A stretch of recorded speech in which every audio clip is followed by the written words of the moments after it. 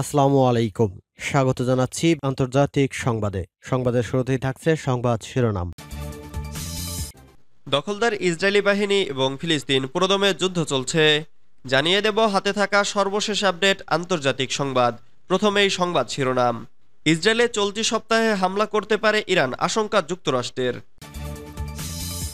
এরপর জানিয়ে দিব ইউক্রেনকে উপযুক্ত জবাব দেওয়া হবে বলেছেন পুতিন। এদিকে ইয়েমেনে জাতিসংঘের মানবাধিকার অফিস দখল করেছে হাউসি। এরপর জানিয়ে দিব পাকিস্তান সীমান্তে সংঘর্ষে ৩ আফগান বেসামরিক নিহত।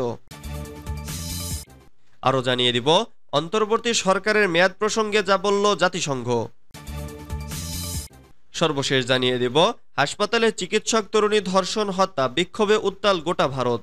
এতক্ষণ শুনছিলেন সংবাদ শিরোনাম, এবারে বিস্তারিত। তবে অনুরোধ থাকবে ভিডিওটিতে একটি লাইক করবেন এবং কমেন্ট করে জানিয়ে দিবেন কোন জেলা থেকে আপনি আমাদের এই ভিডিওটি দেখছেন। ইসরায়েলে চলতি সপ্তাহে হামলা করতে পারে ইরান, আশঙ্কা যুক্তরাষ্ট্রের। চলতি সপ্তাহে ইসরায়েলের উপর বড় হামলা চালাতে পারে ইরান, এমন দাবি করেছে যুক্তরাষ্ট্র।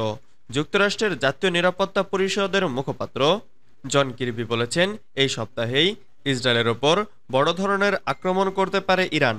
তিনি আরও বলেছেন, আমাদের প্রস্তুত থাকতে হবে, কারণ ওই হামলা খুবই গুরুত্বপূর্ণ হতে পারে।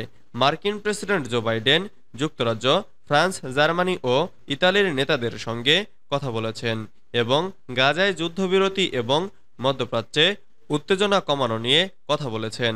কির্বি বলেন, সব নেতাই আবার বলেছেন ইসরায়েলের নিজেকে রক্ষা করার অধিকার আছে, আর মধ্যপ্রাচ্যে উত্তেজনা বাড়ুক সেটা তারা চান না। নেতারা বলেছেন, তারা এটাও চান না যে ইরান বা তার সহযোগীরা কোনো রকম আক্রমণ করুক। সোমবার প্রেসিডেন্ট বাইডেন ও ইউরোপের 4 দেশের নেতাদের একটি যৌথ বিবৃতি জারি করা হয়েছে। সেখানে বলা হয়েছে, আমরা ইরানের কাছে আবেদন জানাচ্ছি তারা যেন ইসরায়েলকে আক্রমণ না করে। এই ধরনের আক্রমণ হলে আঞ্চলিক সুরক্ষার বিভিন্ন দিকগুলো নিয়েও আমরা আলোচনা করেছি। ইউক্রেনকে উপযুক্ত জবাব দেওয়া হবে বলেছেন পুতিন। মঙ্গলবার রাশিয়াকে অবাক করে ইউক্রেনের সেনাবাহিনী কুরস্ক অঞ্চলে ঢুকে পড়ে। এ মুহূর্তে রাশিয়ার 28টি শহর ও গ্রাম তাদের দখলে আছে বলে জানা গেছে। হামলার পর রাশিয়া 1,20,000 মানুষকে নিরাপদ জায়গায় সরিয়ে নিয়ে গেছে। ইউক্রেনের প্রেসিডেন্ট জেলেনস্কি বলেছেন, যুদ্ধ এখন রাশিয়ার ঘরে ঢুকে পড়েছে। রাশিয়ার প্রেসিডেন্ট পুতিন প্রতিরক্ষা ও নিরাপত্তা কর্মকর্তাদের বৈঠকে বলেছেন, সীমান্তের গোলযোগ সৃষ্টির জন্য ইউক্রেন কাজ করেছে। পুতিনের এই ভাষণ সরাসরি টিভিতে প্রচার করা হয়। তিনি বলেন, ইউক্রেনকে উপযুক্ত জবাব দেওয়া হবে, তাদের রাশিয়ার ভূখণ্ড থেকে সরিয়ে দেওয়া হবে। রাশিয়ার বাহিনী সাফল্য পাবেই। তুরস্কে 1 সপ্তাহ ধরে লড়াই চলছে। রুশ বাহিনী এখনও পাল্টা হামলার চেষ্টা চালিয়ে যাচ্ছে। পুতিনের দাবি, কিয়েভ সামরিক শক্তিমত্তা দেখিয়ে রাশিয়াকে হারাতে চাইছে, কিন্তু তার ফল উল্টো হবে। দনেৎস্কে রুশ অভিযান চলতে থাকবে। ইউক্রেন ভেবেছে এসব পদক্ষেপে তারা শান্তি আলোচনায় সুবিধা পাবে, কিন্তু সেটা হবে না। ইয়েমেনের জাতিসংঘের মানবাধিকার অফিস দখল করেছে হাউসি। ইয়েমেনের রাজধানী সানায় জাতিসংঘের মানবাধিকার কার্যালয়ে ঢুকে নথিপত্র, আসবাবপত্র ও যানবাহন জব্দ করেছে হাউসি বিদ্রোহীরা। মঙ্গলবার 13ই আগস্ট জাতিসংঘের একজন জ্যেষ্ঠ কর্মকর্তা এ তথ্য জানিয়েছেন। জাতিসংঘ ত্রাণ সংস্থা ও বিদেশি দূতাবাসে কর্মরতদের বিরুদ্ধে হাউসিদের দমনপীড়নের সর্বশেষ পদক্ষেপ এটি।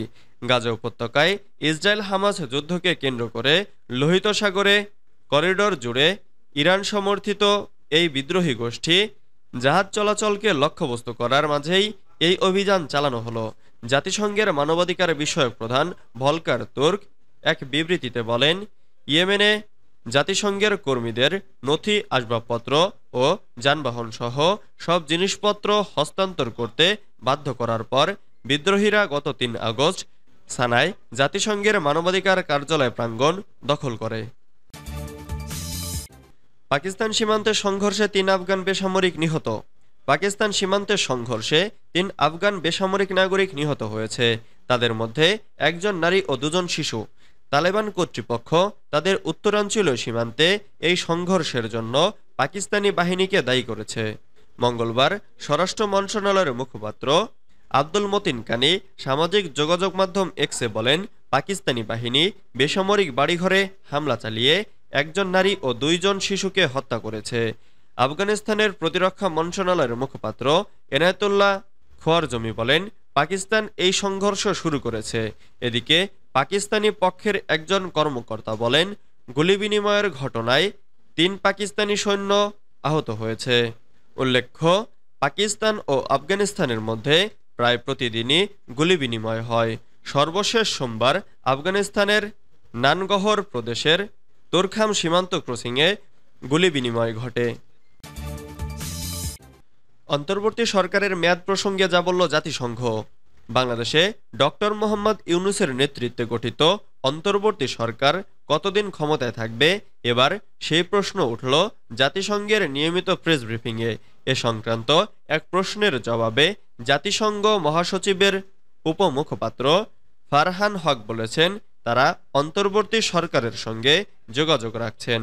জাতিসংঘ আশা করে বাংলাদেশে গণতান্ত্রিক শাসন পুনঃপ্রতিষ্ঠায় দ্রুত একটি সময়সীমা জানানো হবে।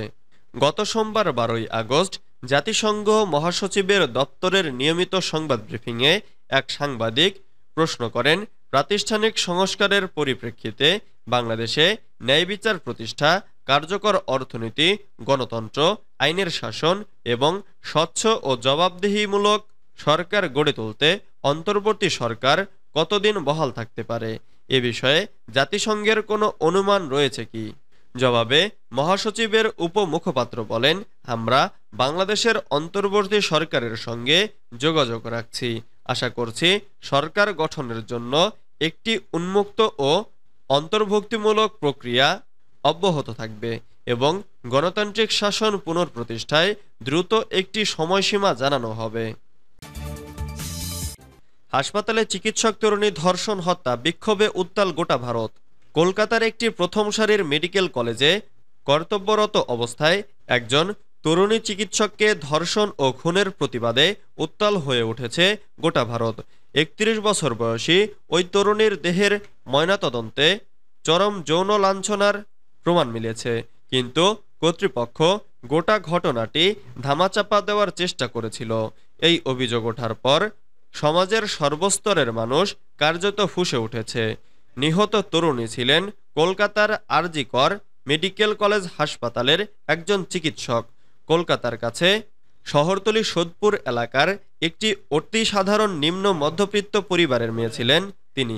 গত বৃহস্পতিবার রাতে টানা 36 ঘন্টার অনকল ডিউটিতে ছিলেন তরুণী চিকিৎসক।